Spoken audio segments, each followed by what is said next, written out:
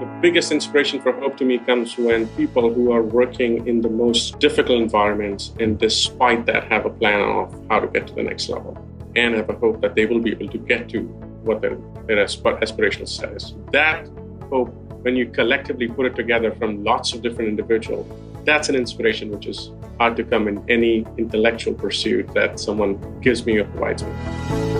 Welcome to I Share Hope, the podcast where world leaders share their real stories of hope and how you can use actionable hope to start changing your life today. And now, here's your host, Chris Williams. Hey, Prashant, how are you?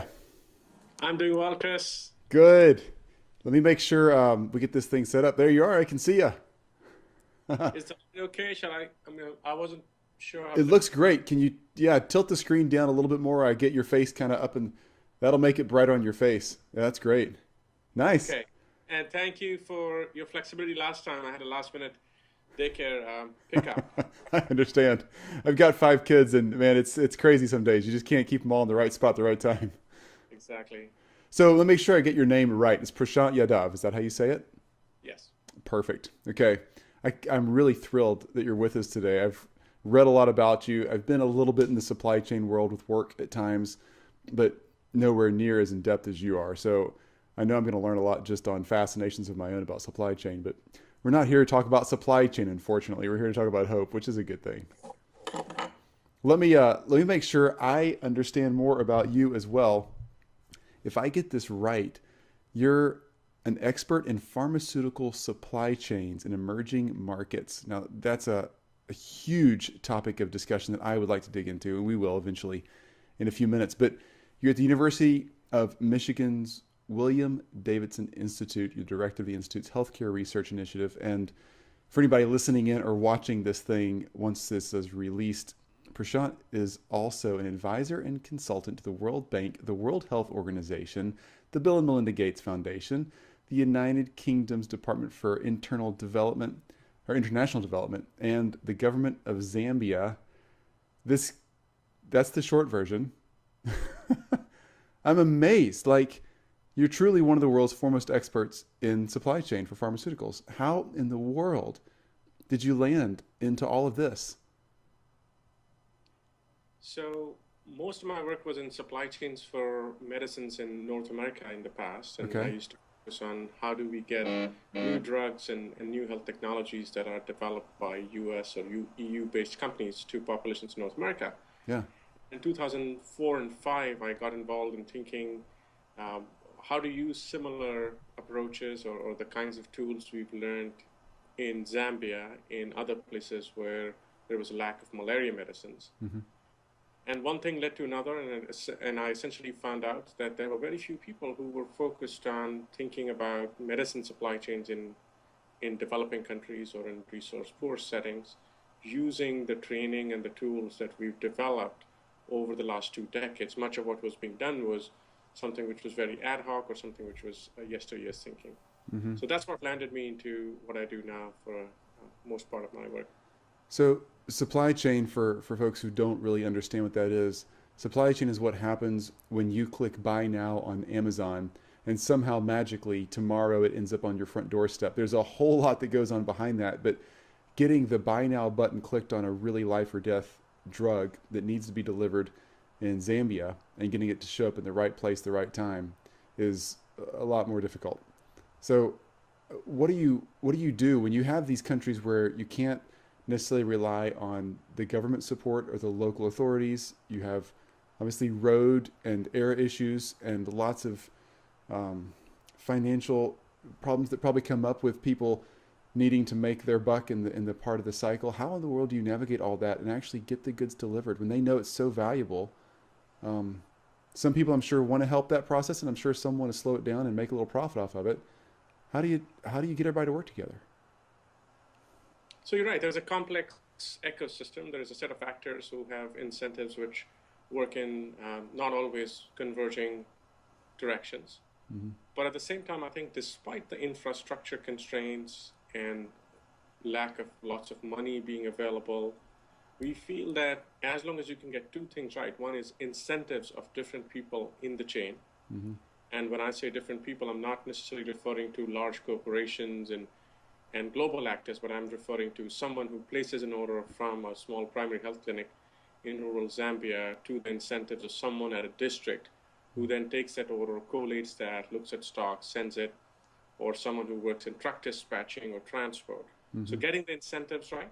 And the second piece is in ensuring that the information flow continues to happen seamlessly, because oftentimes people with the right incentives and with the right training do not have appropriate information about what is needed where. So as long as we can fix those two pieces, I think the other things remain to be a constraint, but we can still get much better at bringing products to people. That's wonderful.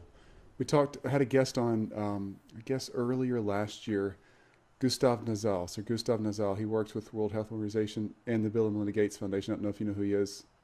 He's more of a biologist. So he's on the front end of the malaria side, trying to figure out what drugs to give to you to push out to people. So anyway, I really, really respect what you guys do at the World Health Organization, and the Bill and Melinda Gates Foundation is just amazing. It's so many great backers, and what's actually getting done is amazing. And we all want to sit around and focus on and how great it is that the Gates are so generous, but I know that it's not the number of dollars that make it happen. It's the people in the seats like you that actually literally get it done. So thanks. I think more importantly, it's people who are actually in the field, on the front lines of where medicines are getting delivered, ordered, shipped. And I think my role is primarily advisor and academic or creating new thinking. But the real respect, I believe, should go to those people who are actually on a day-to-day basis making this happen. Yeah. So many worthy hands to be shaken and thanked in all that process. All right, well, Prashant, you know how we're doing this. We're interviewing 1,000 people from all over the globe, all walks of life. You are the first person in the supply chain management world that we've talked to. So we look at things to get a really diverse slice of the world, not just where you're from or what religion you practice or male, female, your career, where you've been, what you've done, father, mother, single, married, it doesn't matter. We're kind of getting a broad slice of the entire population, best we can, to be diverse, and asking the same 5 questions about hope. And we're compiling that and sharing it for free with anybody who'd like to learn how the world is actually using and focusing on hope. So I want to ask you these 5 questions and hear your insights and wisdom. You ready? Yep. Okay. Question 1. What is your favorite quote or your definition of hope? It's when someone who thinks about becoming better, making the society around them better, feels that is doable, and that's doable through a concrete set of actions that they can take or people around them can take. That to me is hope. Wow. So we can make something better, and we have a very clear plan, a concrete set of actions to take to make that happen. Okay, great. Let's develop that as we go along. So that kind of hope. Question 2 is, who has shared the most hope with you in your past? So who's given you that type of concrete action plan that you can use to change your life? So lots of people, I work with people in very rural, remote parts of the world who have lots of constraints that they're working within. But I see that they are working and striving to become better, and they have a clear plan on how to get better, or how to achieve what they will want to achieve. And that's the kind of hope, inspiration that I'm benefiting the most from. And I think of them as a set of fragmented mentors which are spread around the world, who I come across in my work as I travel. That's inspiring. So you're not actually referencing some intellectual giant who's written 20 books, or a president or leader of these huge organizations you work with, but the actual people on the ground who are doing it. That's great. Because to me, I think hope, the largest or the biggest inspiration for hope to me comes when people who are working in the most difficult environments, and despite that have a plan of how to get to the next level, and have a hope that they will be able to get to what their aspirational set is. That hope, when you collectively put it together from lots of different individuals, that's an inspiration which is hard to come in any intellectual pursuit that someone gives me or provides me. I love it. Boy, you're right. Okay, so question 3. Tell us about a time when you've had to really rely on hope to get you through something difficult. Because from our vantage point, you're advising the United Kingdom and countries like Zambia and the Gates Foundation. You seem to be on top of your game. I know you are. And it seems like, what do you have to really need? You don't have to hope for anything. You've got it all at your fingertips, right? No, that's not necessarily true. I think we need hope when we are stuck with situations requiring an individual who could be in a position of authority that can change a system very quickly to become a system that we want the supply chain to be, for example. And oftentimes we come across a minister of health or a permanent secretary of health in a country who we just hope that they will understand how what we are proposing is going to help their population, the citizenry. And those are instances where I had to hope that Mr. Minister of Health in country X, I hope they understand how important it is for them to fix some of these very simple supply chain things, which have relatively simple solutions, but often get ignored because they don't look like things which are attractive or highly visible or politically a good thing to do. Sure. So in those situations when you're personally up against a conversation, in some ways a negotiation about those things, are you delivering a concrete plan of action and creating hope for that person? Or is it more hope that you hang on to that, hey, I know if we go through these steps, we'll reach the end goal that we need to? Is the hope for you or for them in that case, or both?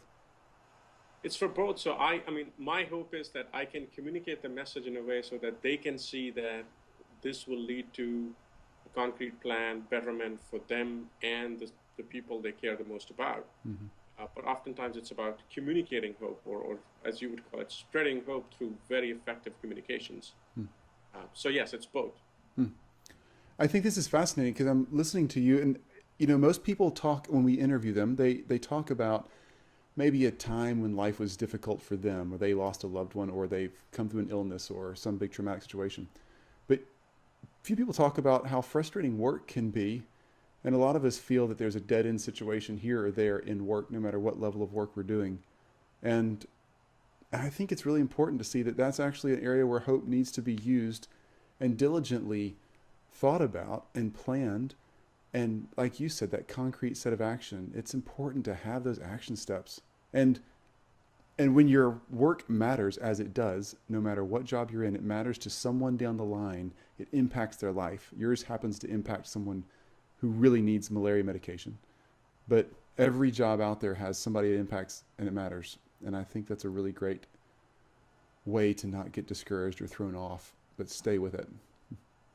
Yeah, so the way I think of it is, in any work, eventually to impact the people that we are trying to impact, there are lots of other individuals who will be involved, and we are just a part of the chain. Mm-hmm. So we have to hope that others are going to play along and do their part right.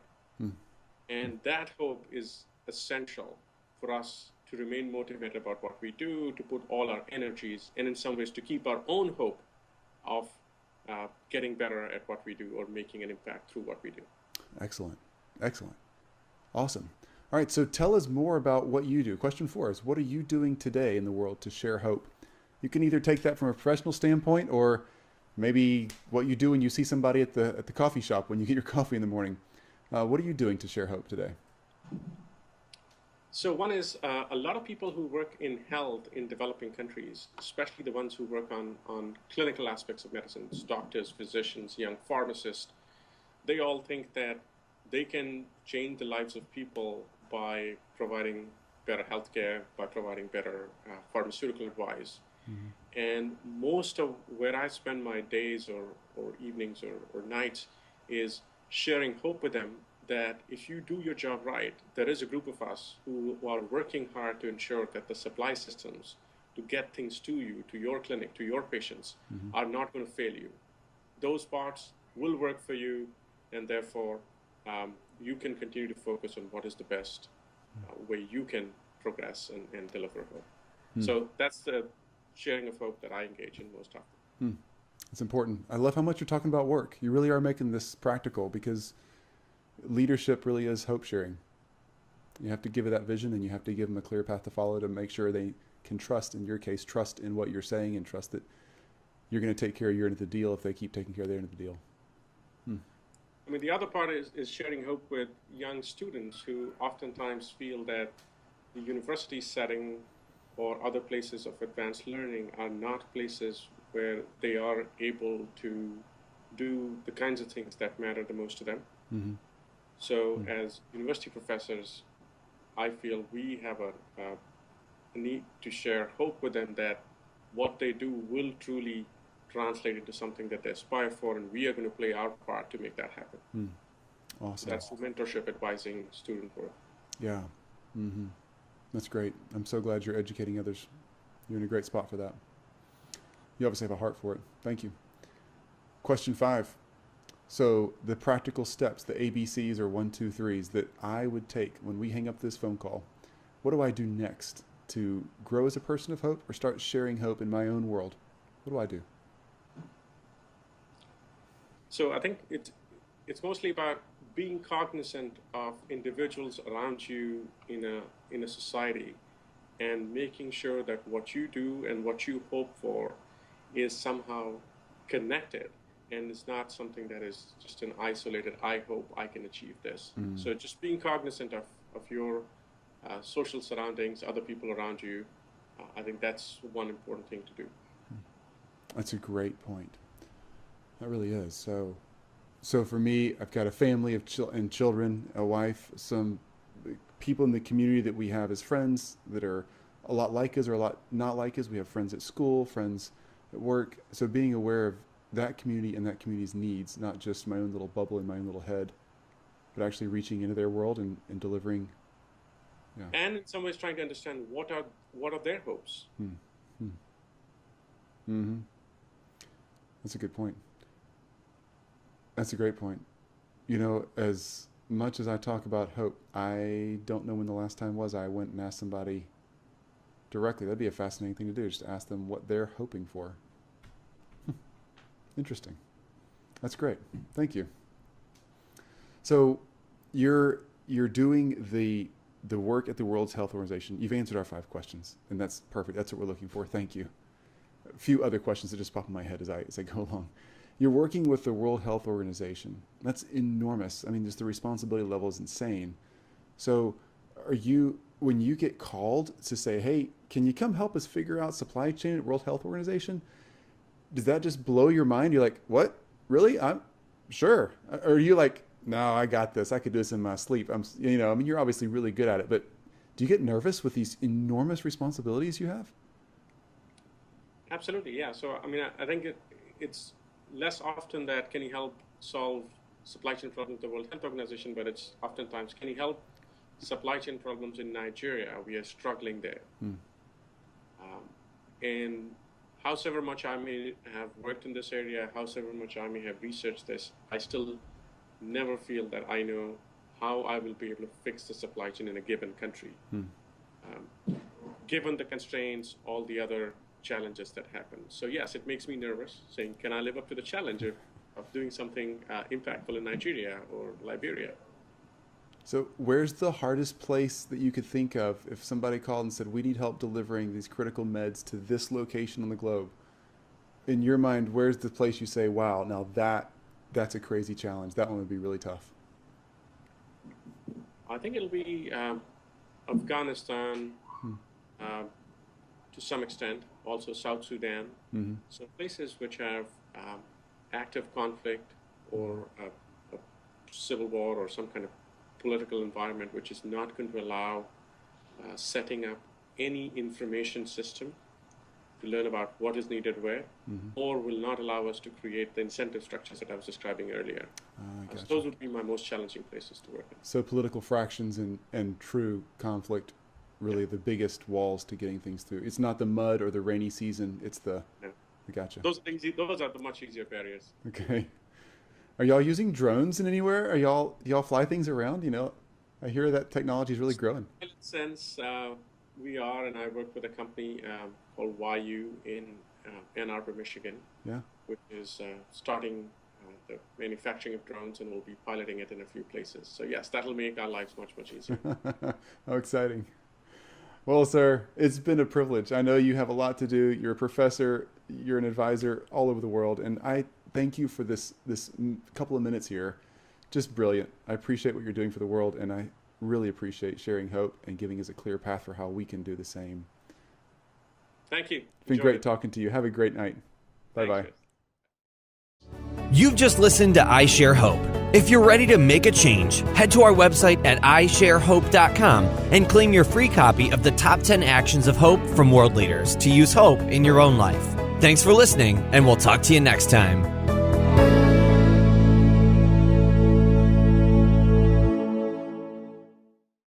I wasn't sure. It looks great. Can you, tilt the screen down a little bit more? I get your face kind of up, and that'll make it brighter on your face. Yeah, that's great. Nice. Okay. And thank you for your flexibility last time. I had a last-minute daycare pickup. I understand. I've got 5 kids, and man, it's crazy some days. You just can't keep them all in the right spot at the right time. Exactly. So let me make sure I get your name right. It's Prashant Yadav. Is that how you say it? Yes. Perfect.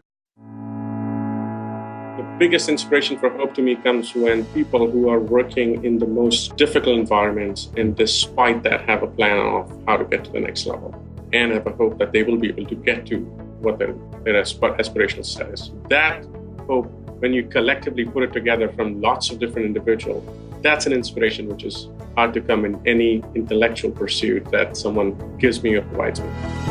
Okay.